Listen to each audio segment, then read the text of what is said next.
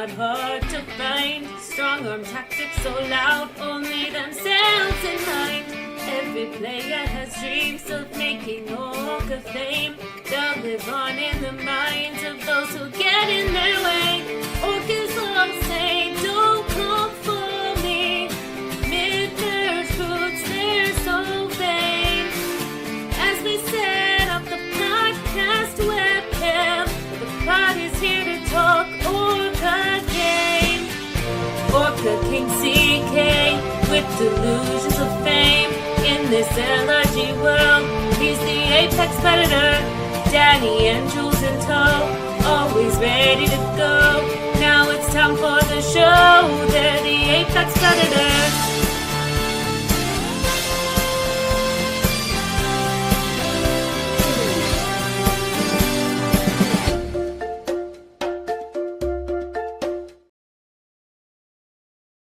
Hello and welcome to the ORCA Pod, the Apex Predators of Australian Survivor LRG podcasting, coming to you for our coverage of the premiere of Survivor Canberra Season 4, Mount Majura. I'm calling it Mount Redemption because there's like half returnees and redemptions on in Australia. And I think all these players are here for redemption. Like they're all pre-mergers, and it's a more interesting name than Majura. Like, that's just a name.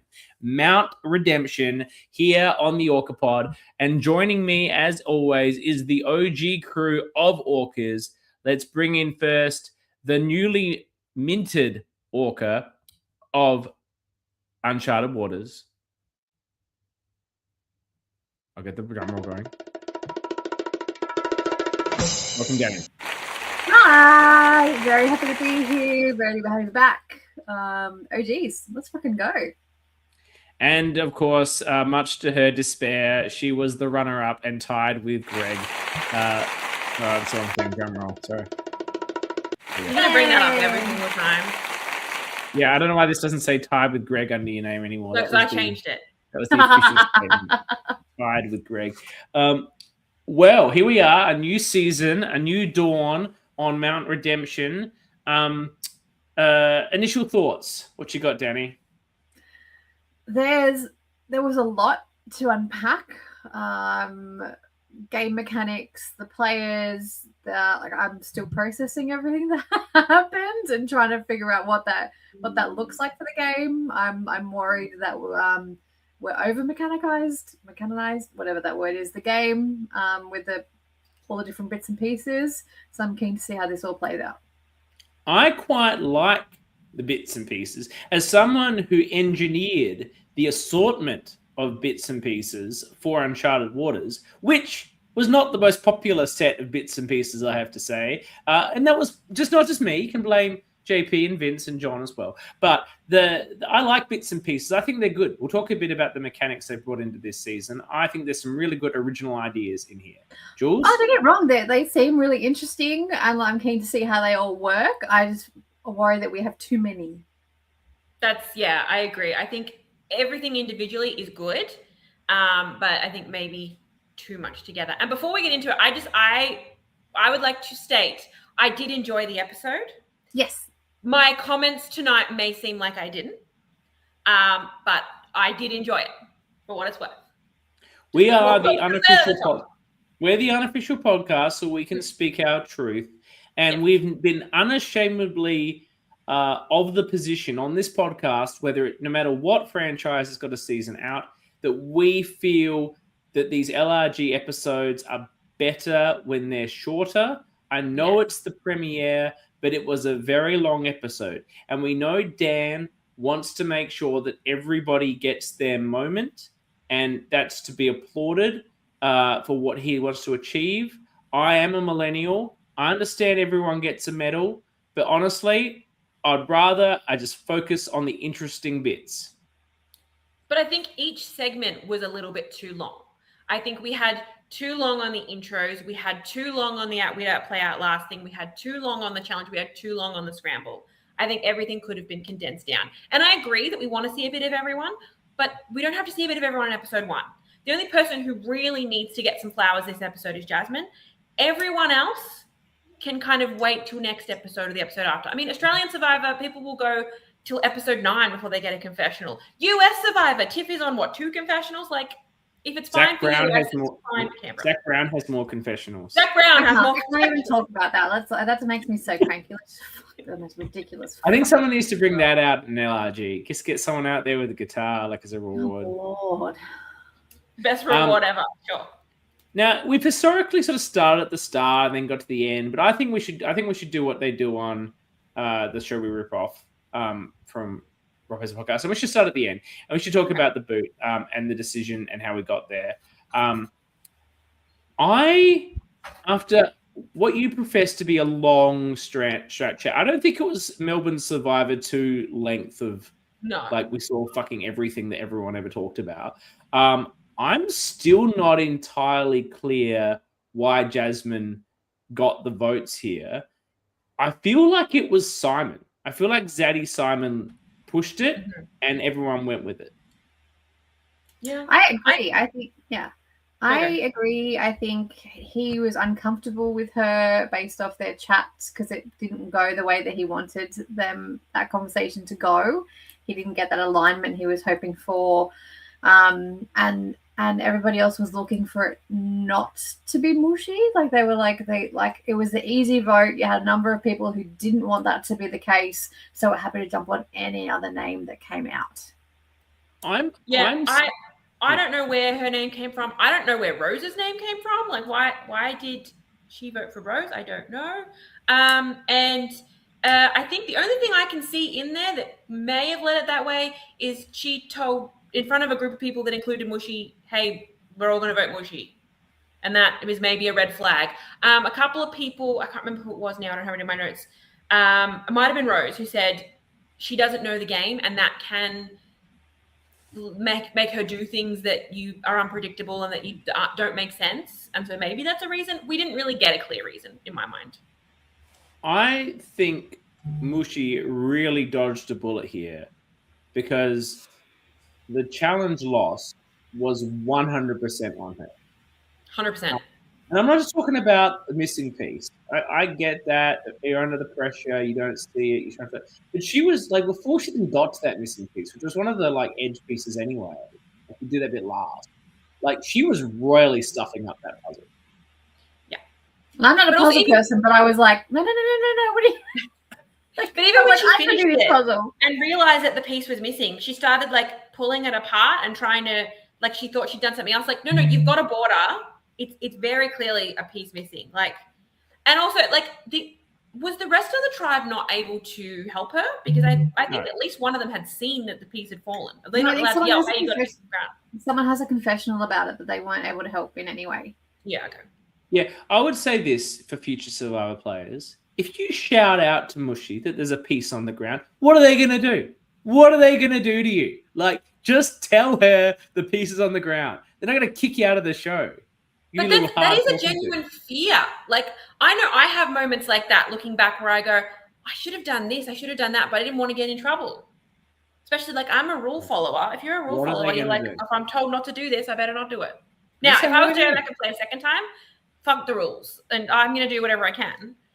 But, yeah, I can understand them not wanting to do that, especially episode 1. I think Derek came to Mushy's aid significantly. As we suspected he would. We predicted that. Well, he identified that this was the sort of player he was looking to play with, someone from a diverse background like himself, obviously very shared diverse backgrounds, both coming from, African heritage, I think.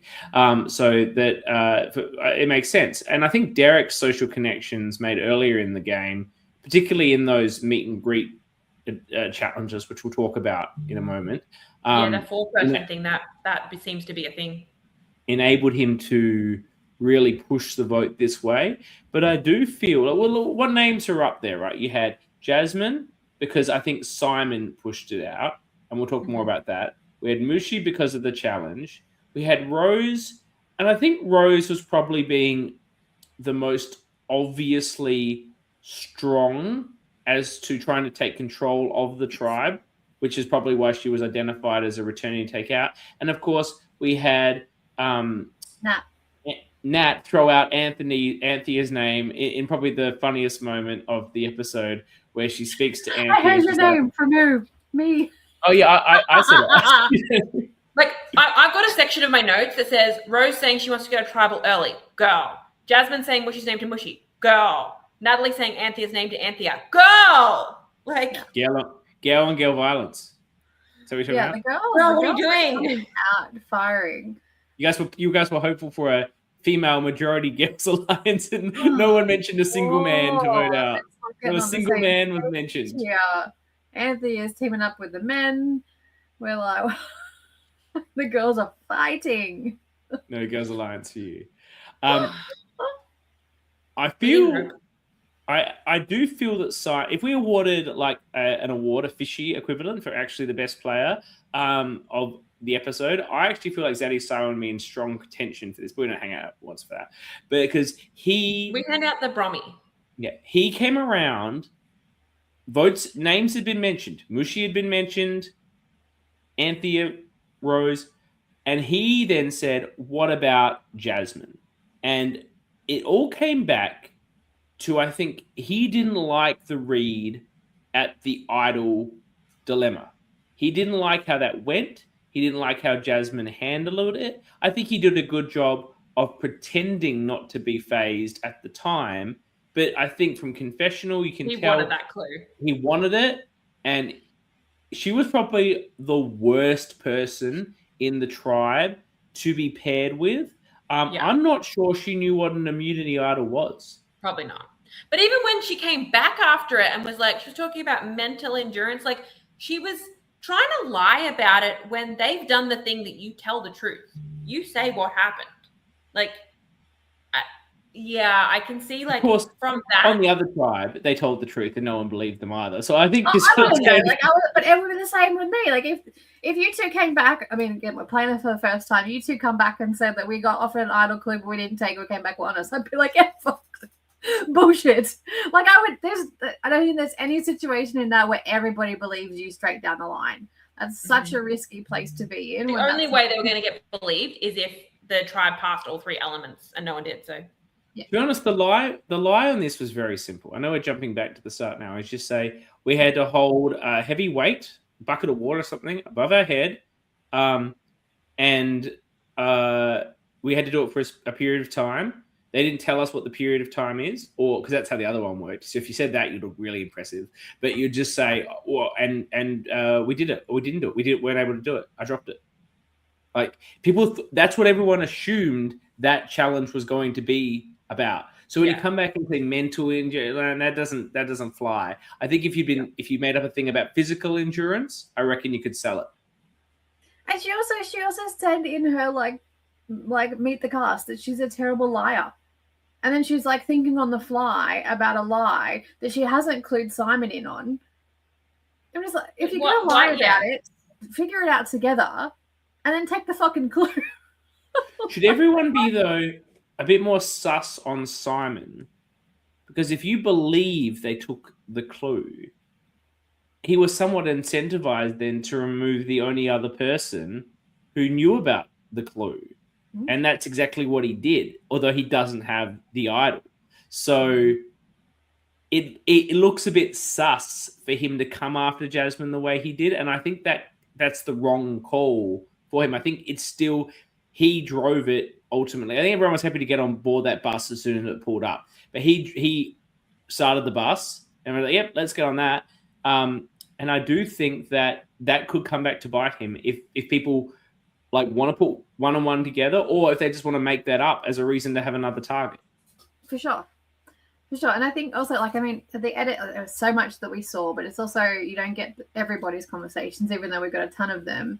From my understanding, from people who were there on the day, Jasmine gained traction because her conversations with people were more like not getting to know you. She was more trying to suss out who was lying and who was sus on her, as opposed to like building a relationship. So everyone kind of got a real cold front, as opposed to like, hi, like, nice to meet you. Like that first kind of, you really want to like get at people on side. So most of her conversations, even if they were trying to get to know her, she was very much like giving nothing. So it was, as soon as the name was up there, it was a very easy traction to take because no one had that bond. Fuck social game. We're here to play. Let's do strategy. Not for round one. Round one, you find the people you can do that with, and then you can go, fuck social velocities, let's go. Round one, you've got to find the people. You're speaking to two people who bonded over being Scorpios. Like, it doesn't matter what it is. Find the thing that connects you to someone and build that relationship. When was the Scorpio thing even worked out? Like, well, I mean, if we'd been in the majority going in, it would have worked out. No, but when did you work out you're both Scorpios? Night one. Night one. Well, fair enough. Fine. But, there's debate about when you guys actually became besties in terms of alliances. Very early. You didn't even know about the other alliance Dani was in. Doesn't matter. Anyway, we're not talking about that. We're talking about how important it is in round one, social to get to strategy. I think if you're going for strategy straight away, you just immediately will put, especially newbies, off. And you can't have a strategic game if you don't have the social connections. So, look, you're right, but whatever. It's very ORCA just to ignore all that shit. And you don't have to get to know it. You don't have to become twin flame. You don't have to get to know every little detail about them, but get to know something about them. I'm not saying you're wrong. I'm just saying we're here on the ORCA pod, and that sort of I don't give a fuck about your personal life attitude is fun. However, you don't have to actually give a fuck. You just have to pretend. It normally go hand in hand with an uber strategist, and that's not what Jasmine was. So it's sort of a weird mix to be bringing to the game, being someone who's not that familiar with the strategy aspect of the game. Let's switch back now to the opening start for the Blue Tribe, the Koala Tribe, and talk about the game, like a get to know you game. I think this was a good idea to firstly break people into groups. Secondly, have people identify to the group their strengths or, obfuscate that if they prefer, as well as give the audience more dedicated time with individual people to understand who they are. I think all of this was really well thought out from a mechanics and a television point of view. 100%. My one note from a television perspective is I would have liked to see the two tribes sort of intertwined. Like the fact that we saw all of blue and then we basically got it again with red. Yeah, I think have spliced the two people reading out the clue, have both of the moral dilemmas, have both of the eating challenge, both of the puzzles. And also, we didn't get the answers. How many triangles were there? I don't know. Did they finish in 8 minutes? We know the red tribe didn't, but did the blue tribe? I don't know. Why did they fail? The triangles. Well, we know they. I want to know how many triangles. I care about that shit. I'm a nerd. I froze it on my screen and tried to count. How many do you think there were? I think I got 30 as well, so I don't know what the answer was. Was 30 30 was the tribe that couldn't do the eating. It was 35, and neither finished in 8 minutes. Thank you, Ed. I actually think I would like to know what product testing they did on that 8 minutes. That is not a lot of time for that amount of food. No. There was 4 people, though. Like, I could smash... Like, I can eat, like, a Whopper in, like, a minute, but that's something that tastes good, right? Like, I don't know if I could eat... I can eat disgusting stuff as well. The stale croissants is the challenge. It's so chewy. Like, I can just down the disgusting This is the Wheat Bix challenge all over again with Christy Bennett. Yeah. I'm just like, waiting for him to choke. It's just... Can I just say, like, Mars's face when the 3 returnees, like, let's just give up. And he's just like, excuse me. He literally spikes the camera. He was like... and then he gave a Jim Halpert, like... not happy. He was not happy about that. It was a comedy moment. Our challenge piece he is a competitor. We know this. It was especially a great... because technically he's a returnee. So he's just like, guys, the fuck is happening? So good. It was a great callback to all the Canberra Survivor history, though. They love to have their croissants got to be there somewhere. The stale croissants, and then all the gross eating things that they did in the Ultimate Sacrifice, including the Centurion egg. I think they're all a bit weak for gagging at sardines in jelly. Like, sardines are fine and jelly is fine. How many times did Ben gag? Yeah, fucking what? Like, I get the Centurion egg, but how can you not just eat jelly and sardines? Like, what's so bad about that combo? Oh, I'd probably gag. Mine never matter. Did you not eat sardines? Have you not eaten sardines before? No, I don't eat sardines. I used to The have only the John thing she West. did in the Sydney eating challenge was a muesli bar. I used to do the John West sardines as a kid. It came in a tomato sauce. It was quite nice on toast. Delicious. Oh my god! You do the All right, worst Ben. thing. Ben was so bad. So Ben, I feel your pain. I'm with you, Ben. Nah. Put it your I mean, hand Haley up. was even vomiting when they got back, talking about it. Yeah. They're all pathetic. ORCAs, what would you say if you were given this in this group? What are you putting your hand up for? Anything. No, as in like the outwit, the outlast, the outplay. What do you think is the best one? Oh, that's hard because the thing that I think I would be strongest at is outwit. No, obviously I didn't get the triangles. But generally speaking, I think I'm best at puzzles, but I would never put myself in for a puzzle unless no one else wanted to. I think I would have gone with whatever the bigger group was. Yeah, and then based off the group, like just the names, I would have been like, oh, maybe outplay. I rate Anthea's strategy here.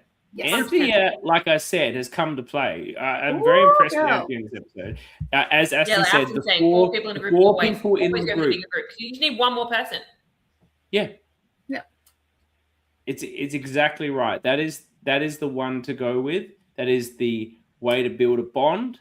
Particularly doing something gross like that together. I feel like the blue guys and Anthea built a better bond because they actually completed it, unlike Aston's group, who are all just pathetically useless. Not in time, apparently, but completed it nonetheless. And then I think the worst one to take was the triangles. A 3 is not a great number. You're more likely to argue than bond over it. And, it was very hard to succeed. What about the idol situation? Do you go for the idol?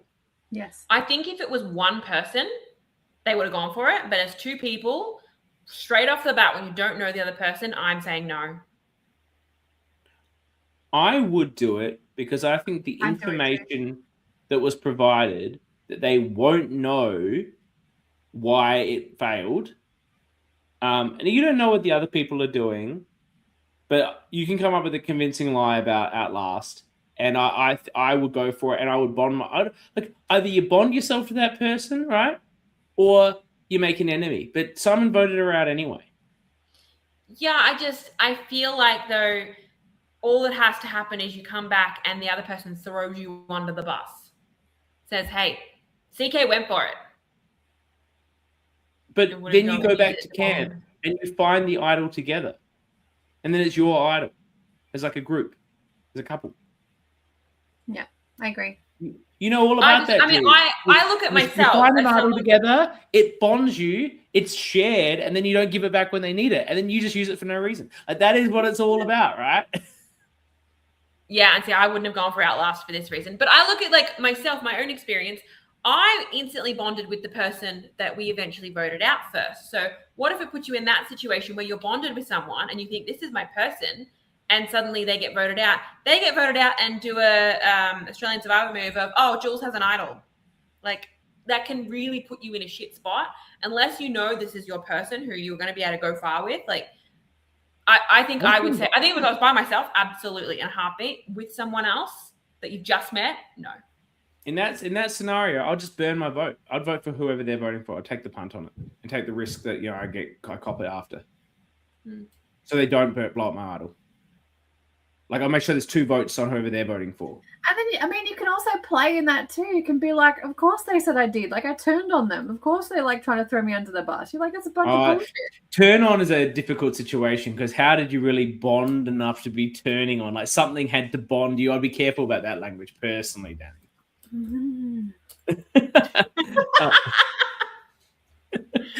That is Dani's. I think the first time I've ever seen it, Dani saying, "CK, you're right. I'm wrong. That's the best you can give me." That's her saying, "Okay, fine. You got a good point there." I think the mistake production made here, as Brianne said here, she saw Outlast as endurance, And you're always going to send, everyone's going to assume that. So the people that go to it are potentially going to be the more physical players, like Jasmine, like Simon was ready to do it, but players that are there for more of the physical component of the game, not the strategic component of the game. And you need the strategic style players to be there to be willing to roll the dice on the advantage opportunity.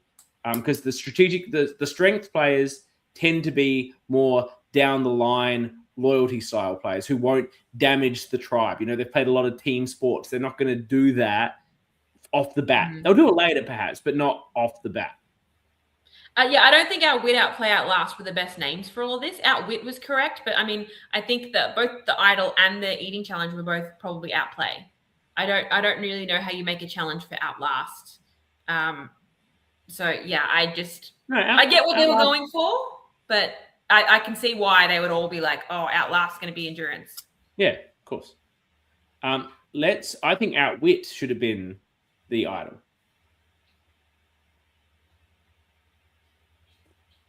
All right, let's go to the Red Tribe, the Kangaroo Tribe. And they did the same thing. We didn't get too much of, understanding the dynamics here, but they stuffed up the food challenge. Jordan and who was Jordan with? Maddie. They just also. Do you think Jordan wanted to go for the Idol? I think it would have. I think if Maddie had been like, he might. I think they both wanted to, but they didn't want to say they wanted to. And that's the other reason I think you don't go for it, is because you don't want to be like, I want to go for it. The other person's like, no. Like, you have to be confident that the other person is going to want to do it too. No, you don't. What? Why? Sometimes I feel like you just disagree with me just for the sake of disagreeing with me. Why do you need to be confident in that? Because then that's when they do go and fuck you over. Like, you say they got the Idol. Or you just say exactly what happened. I wanted to say no and do the best thing for the tribe. Jules wanted to get the clue, and she's the reason we're going to have a disadvantage at the challenge. I'll just sell you out first if that's what's going on. But I'm the one with the Idol, not you. What's the clue? It's not the actual Idol. I'm assuming the clue will be a strong clue. Yeah, that's right, Ed, and that's the point I'm making. Do you feel like... Yes. Okay, side note, going to Tribal, there's a little gold thing on the banner behind Liv and Dan. That Kookaburra thing, that's the fucking Idol. 100%. That's the Idol, isn't it? It's a Kookaburra thing. Like, for me, if I think I'm getting voted out, even if I've got no clue, I'm Adam Kleining that shit and be like, yo, can I play this? And if they say no... Andy has taken the koala off the thing, a la Eden. She's repeating Eden steps from season 3, but I think that's a red herring. I think the Kookaburra cockatoo thing behind Dan and Liv is 100% the Idol, because I think it makes sense that the clue was the same for either tribe. Correct. Well, we never saw the clue. It could have been different, but yeah, I saw that. And because at one point, I think Ben was looking in the council, but looking something, and it like flashed to the thing. I'm like, oh, 100%. That's it. I would have taken it already. Like as I was no, because because then they're gonna come for you. No, you would not have done. You would not have done that round 1. You talk a lot like you would not for round 1, and so there's no fucking way you get up at the end of tribal council and take that on the way out. There's no way you do that. Look, I would maybe. The second time you go, try and pull a Christian and Devons and get someone to cause a distraction, and I go up and take it. But I'm not taking it in front of everyone. Stealth. I'll just be like... I think at worst, I'm doing it out of... I'm going up and just being like, yo, can I play this? And if they say no, I go, oh, well, I'm going out anyway. I'll just say this is what I'll do. So I'll be like, Dan, I've got some concerns with the way you're running this game. Everyone knows that's what I did the first time I played. It's not unusual. And I'll walk up to Dan. Let's go to the Red Tribe. So... That's unfortunate. I'm going to take him out of screen because he can bring himself back. I mean, look, in terms of the we sort of talked about both together anyway. I want to talk about what I would do here. I would get in Dan's face and I'll say, Dan, I'm not happy with the way you're playing this game, running this game. I've got problems. I did the same thing to Liz when I played the first time. It's not beneath me. And while I'm having this awkward argument with Dan, I'll just slip that little kookaburra in my jacket. That's the plan. CK, you wonder why you were openly targeted at your first tribal that you went to. I wasn't targeted. Max You were went. you say you wrote it out. I said you were targeted. There's a difference. Didn't get any votes. My language. Anyway, stop talking about how great CK is. That's like half this show. What are you talking about? That's what the fans come for. We are on the red tribe. We're talking about who was where. Continue. We had Maddie and Jordan doing the clue. They were vibing with each other. I think a lot of people were weary of them. Bree's like, I do not trust Maddie. I'm keeping an eye on her. Get her out of here. But I feel like that's a Bree was me. Her response when they came back to tribal council was telling them about they hadn't taken it. She was like, "Get fucked," and I was like, "Yes." I was like, I would have that exact same reaction. I was just like, that's exactly how I would have reacted to that. I loved it. It was so. Yeah, I don't think telling the truth was the right move, whether you took the clue or not. I think it's too sus. Yeah. I think I would have probably been like, the clues were there. You can look in my bag. You can look in my pockets. I don't have anything, The problem is, think, yeah. For Simon, I think it's fine because anyone who watched Simon, would not think that he's being too, he's very honest. Clever. He's honest. Anyone who watched Maddie, I wouldn't buy it, probably. I think she's a better gamer than that. And Jordan, looks shifty as fuck with the handlebar mo. I love it, but it's shifty as fuck. So I'm not believing those two. And I get where Brienne's coming from. They're going to be a high energy pairing. They're going to piss people off real quick. Yeah. But I'm here for it. Yeah, so good. Such fun, but it's just like they're going to rub people the wrong way by just being like, all the time. Mm-hmm. When they grouped up. Did you see any other groupings forming on the red? It's hard to say because we only sort of got the pre-challenge interactions. We saw with the puzzle people that was that what Bree and Adele, and who else was there with them? Haley was doing the eating. Who else was there with them? Be another woman. I don't remember who, but it was in particular. I noticed Bree and Adele seemed to be clicking. It'd be Janine. Janine was there. No, Janine was eating. Janine wasn't eating. Mark. Thank you, Derek. It was Bree and Adele that seemed to be clicking. No, because it was the 3 returnees and Mars at the food. And then Maddie was at the other one. It was Mark at the puzzle. Yeah. Yeah. Thank you, Derek and Aston. The Bree and Adele really liked Bree right away. They're clicking. I think they're going to be in a strong position in this tribe. I think this tribe has the potential to be reasonably fractured. I really want to see what happens between Janine and Aston, having played together. I believe Aston did write her name down. I think she made mention of that. I think Janine is certainly going to have revenge on her mind. I think Bree and Adele are in the perfect position to be in the middle of whatever drama happens on this tribe. No. Yeah. Mars too, I think. Mars is very focused on let's get the newbies together to take out the returnees. Yeah. And I feel like that is going to be quite well taken by the other newbies.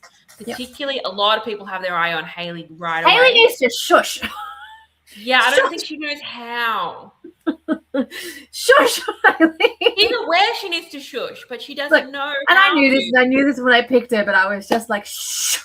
Yeah. Stop. I know. Let's break down the returnees in their first episode. I think a lot of them, and no offense to people like Derek, who's in the chat, and I'm sure we will see Derek come to life like Ben. Oh, we will. Derek's winning, don't you remember? Yeah, I'm sure we'll see him come to life. But it's your first day. Dani can speak to this better than anyone else. First time, there's nerves, there's concern. The cameras are on you. You're a little bit in awe of the whole thing. It's no surprise that all of the returnees were really delivering really quickly. And I wouldn't mind just talking about, and we can go through all the returnees, who we think delivered, obviously in a way that entertained us, but in a way that's maybe setting themselves up in a good position. Before we do that, let's just jump to the very start of the episode. What did you think about the sort of like pseudo fake out, or it's like, oh, they're not all here, maybe we'll bring them in? Like, I think they were uneven. They were really small. I don't think anyone bought it. If it was like 2 returnees for each tribe, they might have been like, oh, okay, it's just a small cast. But when it's 5 on one tribe and 6 on the other, I think they're like, something's going on here. I also think it didn't get perhaps the reaction from the cast that they were maybe hoping for. Do you remember in Backyard 4 when the 3 when they came over the hill, first boots came over the hill, and it's like, it's the first boots, oh my god, like blah, blah, blah. Oh my god, Will, you're such a sweetheart, you actually bought that. And now I'm regretting my choice of you to win this game. You bought that. Wow. Okay, so, come on, it was such an obvious fake out. Dan's not the best actor in the world. I could see that now that I've been involved in production. I've played 2 games. I would sit there and be like, what's happening? But like my first time out, I wouldn't have sat there and counted the tribes. I wouldn't have, like my first time out, I would have just been like, okay. I would have absolutely counted the tribes. I'd be like, wow. I would have been like, so they... I would have, but with those numbers, or it was 6 and 5, or like someone's running late. Like I wouldn't have like twigged that there's like a fuck ton of people missing. What are you doing, a 12-person game? I don't know. Do you know how I would about numbers? Do you know how I would have done this? And maybe it got... I don't think this was ever the plan, but okay, this is how I would have run this game. And maybe we're talking about too many mechanics. I believe that a returnee dropped out, and Mars was a fill-in. That's my understanding for a returnee. So probably a returnee man. I did wonder why it was 7. Yeah, a returning man probably from season 2 would make sense. Yeah. And I hope it's not my buddy Banfield. That's very sad if it was. But that would make sense, right? Because the season 1 has 3. Anyway, I would have done a thing where I would have had 6 returnees, and I would have had 2 tribes of 6, and I would have had them start the game that way, and then when the first challenge came, I would have brought in the returnee tribe, right? And then after that, I would have swapped it all up. I thought the returnees were actually going to be originally, like before we saw the videos and everything, when we had an idea that it was going to be some returnees, I thought they were their own tribe. I didn't realize they were going to be mixed in right away. Oh, it was Grace. Grace. Okay, so Eden says not correct. Aston said think it was Grace. But Grace and her, yeah, that's a bit unfair. Like, don't know about that, but it's probably true. I'm sure they're right. I'm just like, it's an interesting call. Grace coming out would have been nice though. So the reaction was not strong for basically any of these people, which must have been very sad. You know, Aston's there. You know, he's probably ready to walk out like the tribal chief and have all of the cast go like this, hand in the air. No, one finger, tribal chief. It's a wrestling reference. Aston will be enjoying it right now, particularly as he's got that sort of heritage. He'll be loving it. Tribal chief, and they all go finger in the air. They didn't care about Aston. They didn't care about anyone. Part of that could have been Haley got a reaction. I think part of the like lackluster reaction, the first ones that came out were Anthea and Maddie, whose seasons had not aired yet. Did they? Can I ask the people in the chat? Had you guys seen been given a preview of episode 1 or something, just to have an idea of who these people were, or was just like, who the fuck's that? Because even when we were doing the casting for ALRG, and so everyone knows it's all returnees, but we said these are the seasons you will see people from if you want to know them, because most of the community are not nerds like us who've watched basically every season, you two in particular. You guys have, and you guys have crazy minds for it, and it's brilliant. But I've seen majority, but not all, but most people haven't done that the way that we have. So we gave them the homework, and we're like, this is where you're going to see people from. If you want to know them, if you want to know their game, this is the seasons you need to watch. And I understand they hadn't advertised it was a returnee season for this, but they may have gotten more of a reaction if they had prepped the cast that there would be returnees. Okay, so Haley got a reaction because they've probably seen season 2. As Aston said, he thinks most people watched season 2. But none of the season 1 people got any reaction. Of course, Dani hasn't. No, there was I think Jordan said something when Janine came out, like, oh, she went out too soon. Like, he knew who she was. Maybe he was just making that up, like Maybe. just getting her good graces. Literally, because their daughter's named Grace. Now but let's talk about them all. Dani, you already think Haley's done too much. I do, bless. She's coming. I mean, again, we knew that she would do this. Came in firing. She's just having a chat. She's just having a chat. She's having a chat. She's have a chat. Miss have a chat. And when you're a returnee, you just need to take a back seat in the beginning. Rose would be the next one who comes oh, you're putting your neck out pretty quick, pretty soon. But Haley's the one who's really put her foot forward. Yeah, I like what Rose is doing. I think Rose has been swap screwed twice, and she's realized that she needs a broader group. Yes. Not a small alliance to have her best chance of surviving said swap screw. No, I agree. She's putting the inroads. She's laying that down there so that she has all the options. She's probably just more forthright in what she was thinking, as opposed to the returnee that did the best, not to give away my vote for the Brommy, but I think Anthea did the best out of all the returnees. 100%. She came in, she had a game plan, she fucking killed it. It's she was... Straight away, she put herself in the majority group, went, what do you think of this for? This is great. When someone comes to her saying, hey, I threw out your name, she laughed it off.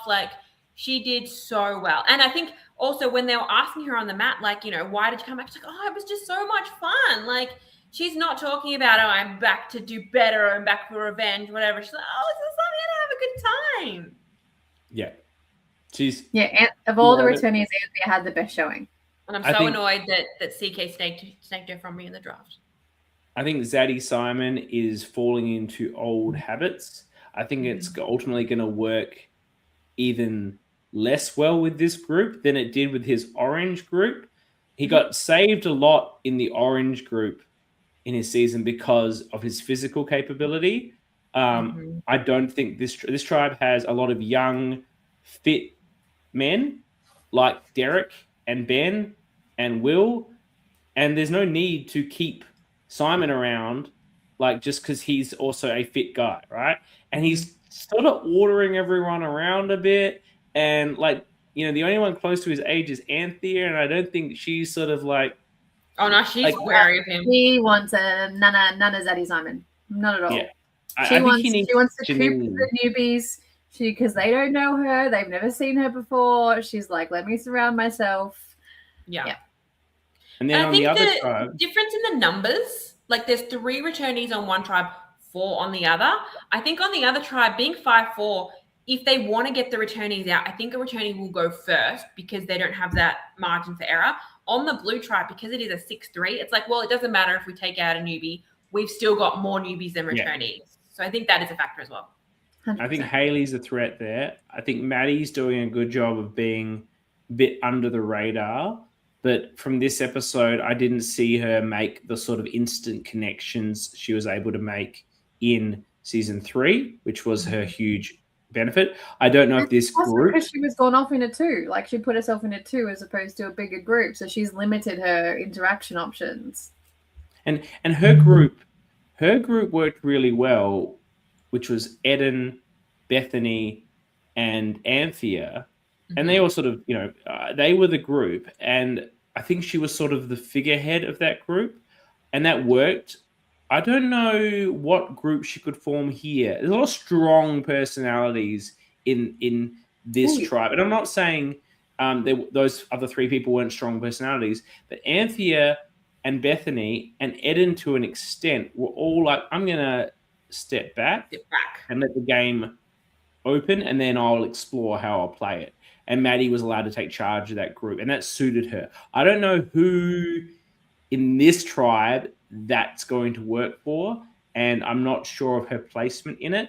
I think Aston did a great job. Aston's a big character, and he's a big boy, and I think he stands out, and he certainly stood out on his first season quite prominently early. From what we've seen, I think that he did a good job of just standing back a bit in this one. This trial will be super interesting to watch because I think this might be a case of too many cooks. Absolutely. This is a tribe of strong Too many ORCAs. personality. It's a lot. This is a very orca potential heavy tribe. And you know what? We've got the 4 returnees with Mars. So 5 then. 4 returnees if you don't count Mars. Yeah, so 5 returnees really who have an idea of what they want to do, have an idea of what went wrong before. You know, they're going to really want to, without realizing, push their own agenda because it's just hard not to do when you're coming back a second time, to not fall into the pitfalls of what you have missed out on from before. But yeah, this tribe, I mean, strong physically, so it may be a while before we see them go to a double council, but it'll be very interesting once they do have to scramble. We haven't talked about Janine. I think she was reasonably okay in this episode. I think she hung back, but I also think, and correct me, I might have just been reading into it, but I thought she made a good alliance with Mark. They seemed to be speaking a little bit, and they were definitely chatting. Yeah, and I think there's an age thing there that yeah. And if they can find other people that want to work with them, then that could be positive. But equally, if they become a sort of a duo of the older people, they might be easy default targets for the rest of the group. If I was Janine, I'd be looking to work with younger people, similarly to what Anthea did. She's not pairing up with Simon, who's the closest to her age, I'd assume. She's pairing up with the young guys. But even I don't know how old people are. I can't remember. But Anthea gives off younger vibes than what I think she is. Whereas I think Zaddy Simon gives off the dad vibes. Oh, super dad vibes. And so like he just appears a little bit older. But back to Janine, I think if the returnees get targeted on this tribe, I think she's not the first one they target. I think they go after Haley first because she's a threat. And I think potentially Aston's in that boat as well if people remember him from his season. So I think she can relax a little bit. And then Bree's going to be targeting Maddie as well. She might be, if they keep going to tribal, she'd be probably the last one they vote out. Talking about, we don't normally talk about the challenge much. I think the challenge was good. That's all we're going to say. Good or bad? Yeah. I don't think it was too long. I think there was a lot going on, and I think it gave an opportunity for everyone to feature and either fail or succeed. I didn't mind that. One thing we haven't talked about is the desperation station, sort of a shot in the dark-esque thing. Do we like it? Do we not like it? Are we confused by it? I'm confused by it. I'm not confused. I'm not confused by it. So what? I like specifics. I don't like to like. I like give me the fucking specifics. That's a challenge. Do they know they've passed or failed? Does everyone else know they've passed or failed? Does it become like an idol? Let's go back to the challenge. I have the answers to your questions. I have them all here. No, Aston saying to needs to. Yeah, like that wasn't. I will say that I was just like fucking stomp the box. Get on there. Stomp the box. Doesn't matter. They won. Who cares? Okay, so you come back from having lost the challenge, and you have 5 minutes, I believe, 5 minutes to decide if you want to take the desperation station. You are then taken off to another location where you do a challenge. If you pass the challenge, you're immune. If you fail the challenge, no consequence. I think you should probably lose your vote. But anyway, it probably should have more negative. We can only do it once, though. So. You can only do it once in the whole game. But shot in the dark, you can only do once, right? This is more powerful than that. I think you should have to lose your vote for that tribal. I appreciate your question about does the tribe know if you succeeded or not? Or do you know if you succeeded or not? These are critical questions because the strategy of how you play that return, from a production point of view, I think the tribe should not know, because otherwise you're probably getting booted right away, and it's a very unexciting television moment. So it needs to be ability to be gained. Kind of like an idol. We're being given some information, so you had 10 minutes to take the totem. You could do it once per game, and neither the player nor the tribe know if the player succeeded. So the it's player like a shot in the don't dark, even know. except it's not chance. Okay. I like it. I like it a lot. I like the attempt to improve the shot in the dark, because the shot in the dark 1 and 6, it's not great. I think this mechanic does improve it a little bit, because it's on you, it's in your hands. You don't know what challenge you're going to get. If it's a challenge that's very easy, you're basically like an idol. If it's challenge that's too hard, well, who cares? You don't get any negative effect from it. So I don't mind it. I think you should lose your vote, and you don't know until you go up to the voting booth. And that's when you'll find out whether you're immune or not.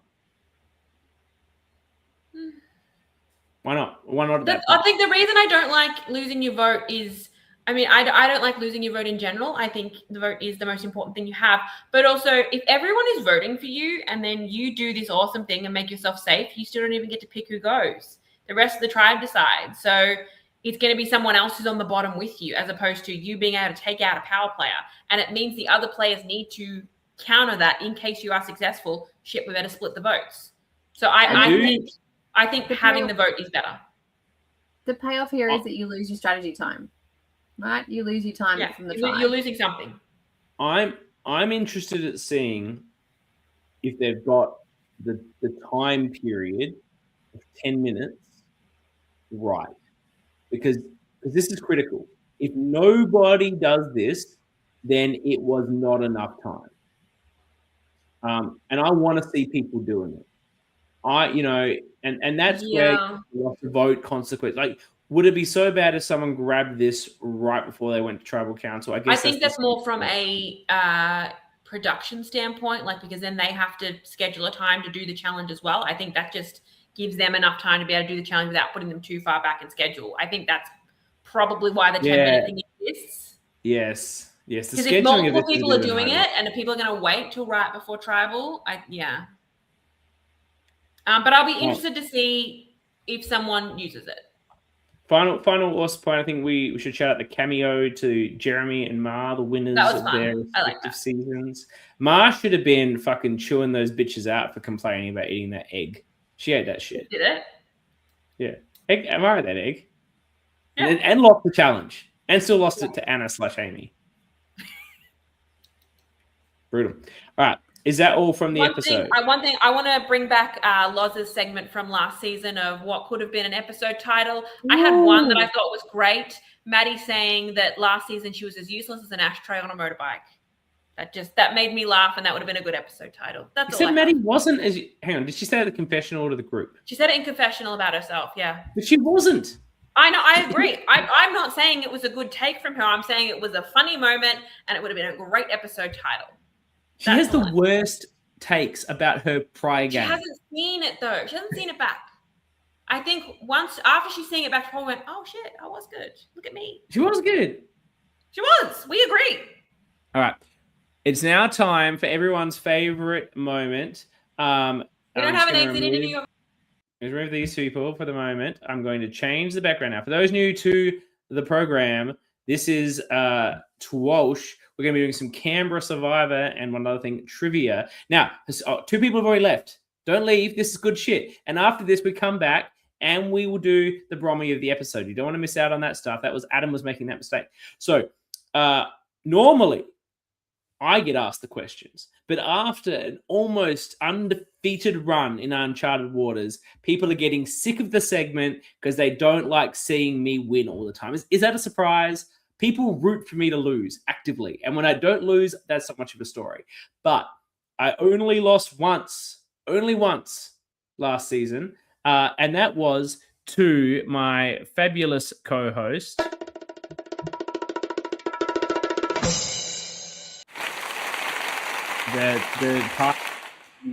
the Greg, who is here now to answer questions.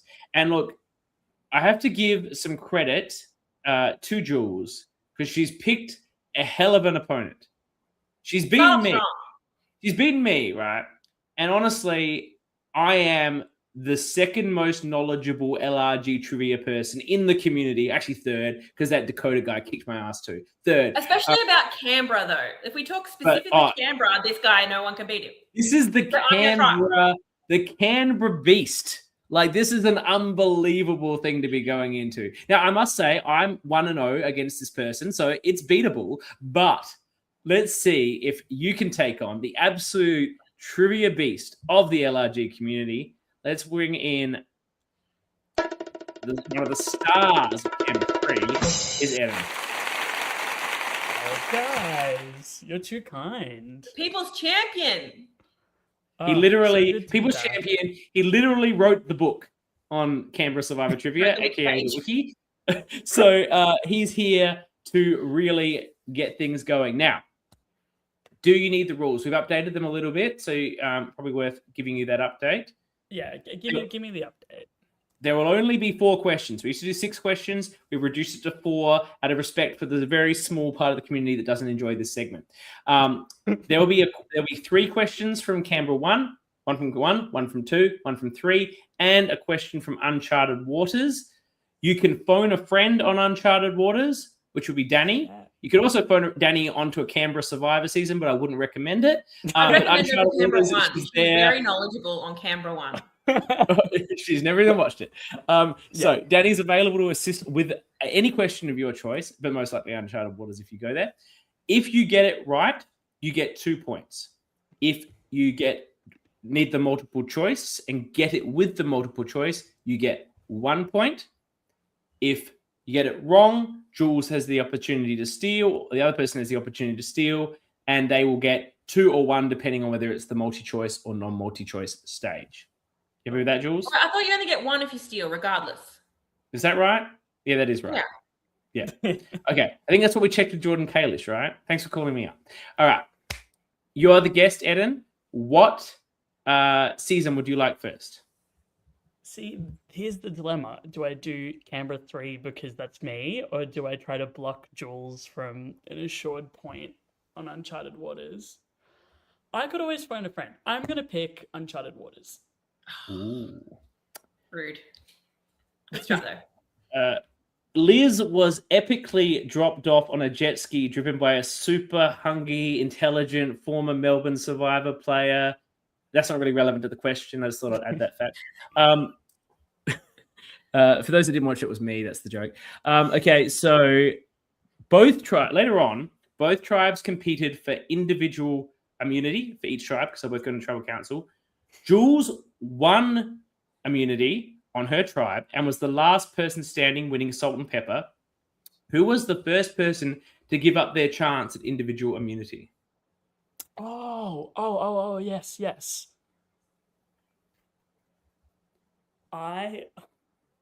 Do I just take the... Wait, I can... If I phone a friend here, like, it doesn't... You don't lose anything. Should we bring her in? Let's bring Dani in, because I want to discuss. Hey, okay. Well, Dani, I was thinking it was Christelle. I thought it was Christelle. I remember it being, like, a non-fan. If that's your gut, go with your gut. It wasn't Mietta. Mietta won individual. Mietta won. A man would never do anything selfless like that for anyone. So it's got to be one of the other. Yeah, I'm ranking back because I was in competition mode, so I don't really remember. But that and it wasn't you. Sense. It was not me. Oh, I was like third last. Hannah's the only other person it could have been. Hannah's not giving shit up. She's too competitive. That's true. Okay, well, let's lock in Christelle. Let's have fun with it.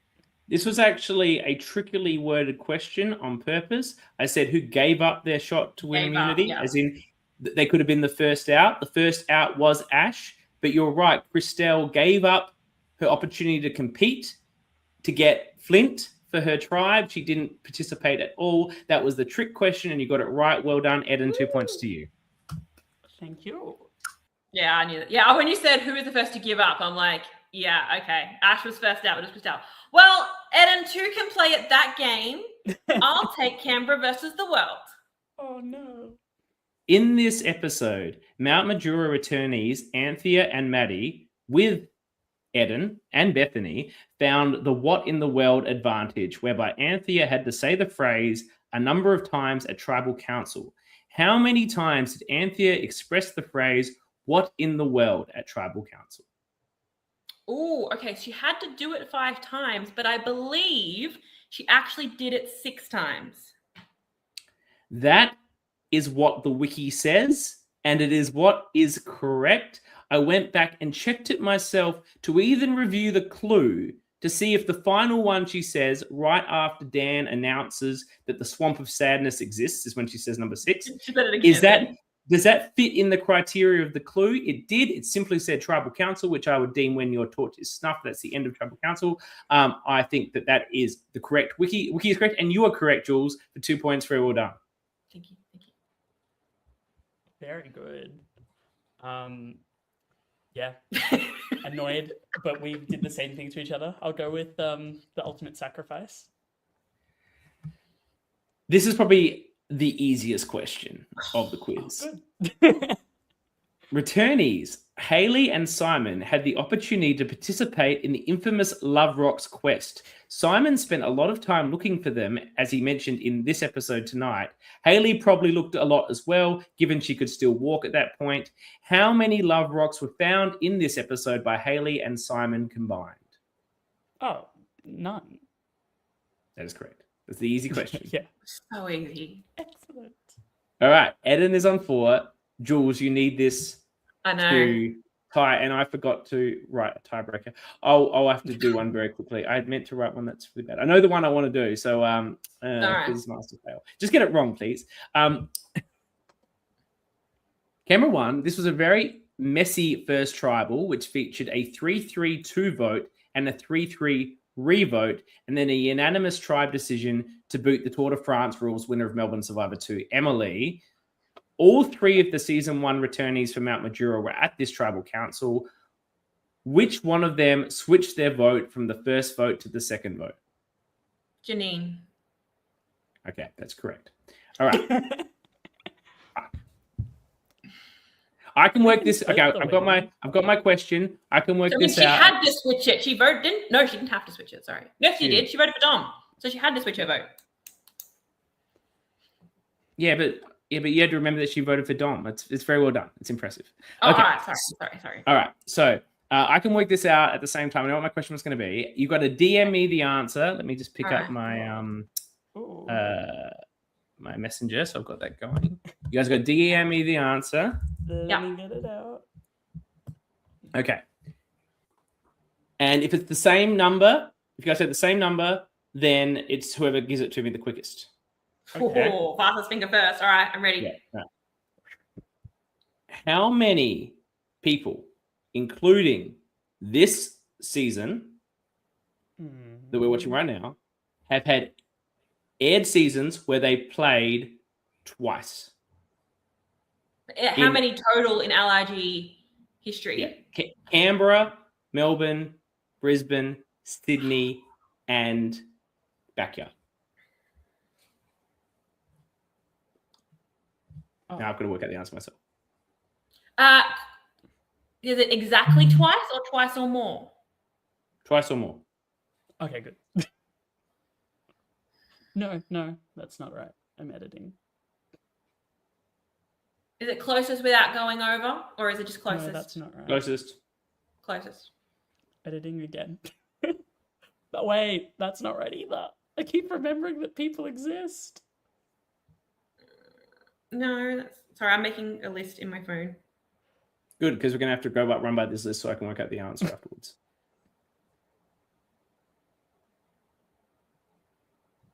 Eden's given multiple answers before you've given any, Jules, so he is right. You are going to lose.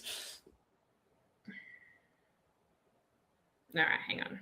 All right, the clock's ticking. Oh, Tell me a number. It's multiple LRG seasons, right? If you played a season of Australian, I have answers from both of you now. I think I went too high. Okay, so bear with me, crowd. Sorry about doing this in advance. This isn't on the wiki specifically. Hang on, I did make a list for this because this was a tiebreaker question that I asked. So let me find my notes. We have Mitch. We have Rose. We have Calvin. We have the 3 first boots from Backyard coming back from their season. We have Dani. We have Ash. We have Andrew. We have Keegan. We have Rose. We have Mars. And then, how many returnees are on this season? 7, but including Rose. Yeah. So I think the answer is 20. Do you agree with that, Eden? Well, that's the No. Shh. Do you think Or I've missed is it- anyone in my list there? Have I got it right? Yes. Hang on, Yes, you have missed I people. deleted it from No. my notes because I asked it, but I've got to find where I I'm at said 20. I I've sent got this to one add to John, Dani. John, Gotta add and John. Ma. Yeah. So I'm at 22. You've Oh, got I to went add too low then. Tara. You've got to add Yes. Mel. Did you add? 24. I wasn't paying attention when you were counting. I got to find I've got a list somewhere. Yeah, I didn't remember that Calvin had played. I think we're at 24. I think the Okay. answer. Hello, can I? Yeah, what do you got, interject? Danny? You got it? When we did it, this is a tiebreaker last time during Uncharted Waters. The answer was 14 at that time, And then we added. and that was I think. Hold on, give me a second. Then we added 6 people. That was 14. No, we've added 7 after. people No, hang on. with That Mars. was 14 because the question I found it. I put it up. Yeah. The question was worded: Ash and Dani became 2-time. How many other people? So the answer was 16. So then there's And then another you add 7 7. from this time. So that makes it 23. It's not another 7. You can't count Rose. She's already No, it's counted 6, in it. So but you can't. but then you add count Mars. Yeah, so it's 7. Yeah. 6 or 7. So it's 23. Actually. Jules sent in 18. Eden's final answer after a number of answers was 20. Eden is the What winner. was his first one? Because you should just have to go with your first answer you submit. He edited it, so I don't know. Because as soon as I sent mine, it was confirmed. He got to change his. I didn't get to change mine because I thought of more after. So I am going to do a CK and say that is only a technical loss. But congratulations, Eden. Well done, Eden. Thank And you. I promised I'll my let questions were that good, but then I forgot to do the tiebreaker. I promise I'm being better on that next time. Thank you, Eden, for being part of this show and for also making the wiki, which makes TWIOLSH like 10 times easier to write. So thank you for that. You're welcome. Thanks for having me, guys. Thank you. All right, choose that. Well done, Jules. Do you like my questions? I tried to make it interesting. One was a little bit easy, but I think you got to have one easy one in there. And this becomes luck of which one you pick. So I also like doing a few that were about the returnees. Like they were all about. yeah. I that's why, like, when you looked at the one I did for returning, I said Ash and Dani became 2-time players. Who else? Like, I think that's good. Yeah, well done. Good quiz mastering. Thank you. I'll have a. And I won't blame the easy question because I think I would have chosen Canberra 1 over Canberra 2 if I had the choice. So. And you still got. And who wants to get the easy question right? You want to get the hard questions right. Well, not all the Janine four, right? word swap thing. That was a great one. Okay. We've got to wrap up this episode by doing 2 things. What do we think is going to happen next week? And who is the Brommy? Dani, I want from you, if the Koala tribe goes to tribal again, who's getting booted? That's the blue tribe. I was going to say which tribe. He said Tribal Council again, so I twigged into. I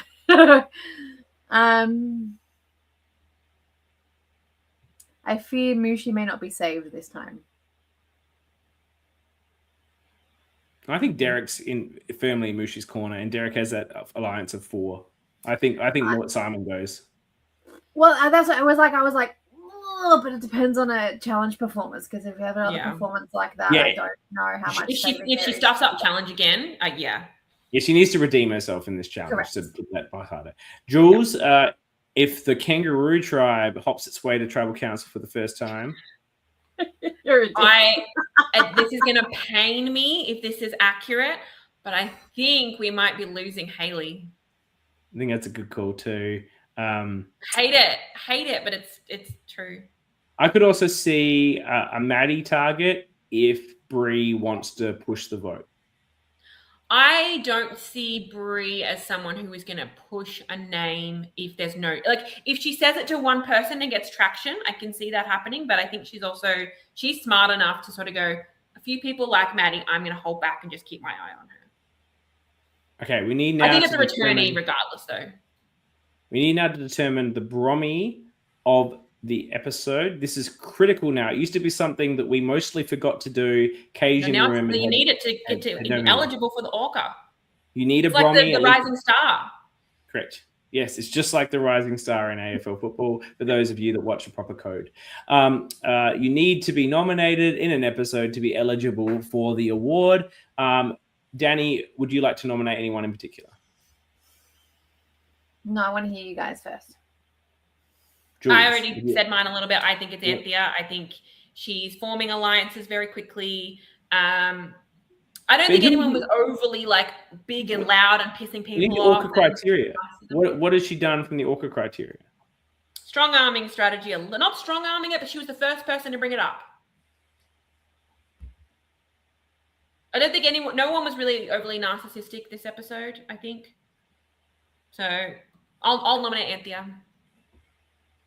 Even though in the cast assessment, I think we claimed her as having 0 ORCA potential.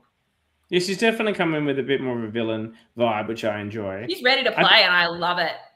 I think So the only excited to other see it. eligible person has got to be Simon. He's strong-armed. He was a bit into himself.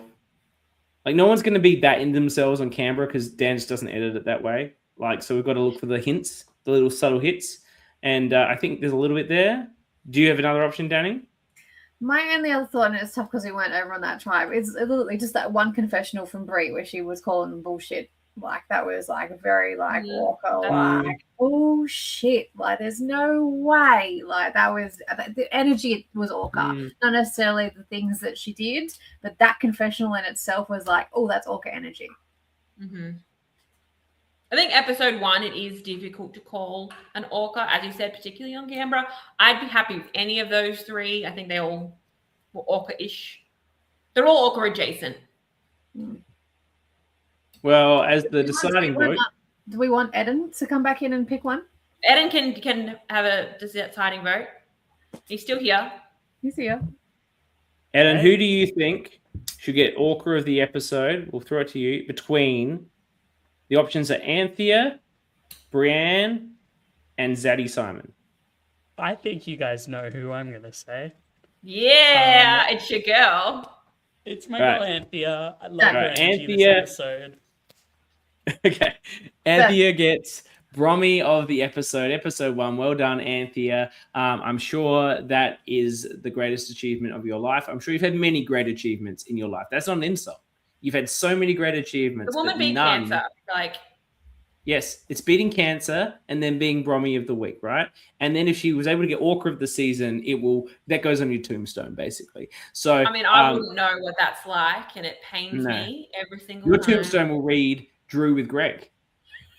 Can I at least be co-runner up? Does it have to be Drew with Greg? Lost by 1 vote to Dani. With Greg. Aston says, give it to me. Well, you weren't ORCA enough this episode. Aston, your Brommy is coming. I'm sure you get one. Your Brommy is coming. I'm sure it's coming, Aston. If this program existed in season 1, you would have probably got 3. Yeah. So I'm sure it's coming, Aston. Don't worry about that. Thank you to everyone who was with us live commenting. We love your live comments. We love bringing it to you live. We love you also if you listen to it after the fact, just like a little bit less. It's like a tiny little heart compared to the big heart we have for the people that are here live commenting. Thank you. We had Jordan. We had Bree. We had... Who else do we have? Will. We had Derek was here. Derek was here. Aston's always here. We love you, Aston, for that. Like a million miles long. That goes a long way to ORCA of the episode, just saying. Especially when you've got 2 podcasts to listen to. So, and we also know that you listen to it after. Thank you for those people. Episode comes out Friday. We'll be back next week. Wednesday. I might need to do a different day next week. We'll work that out. But we will come back to you when it's on, talking about all the action of the second episode. Thank you, Eden, for joining us. We will see you next week. Until then, we shall dance.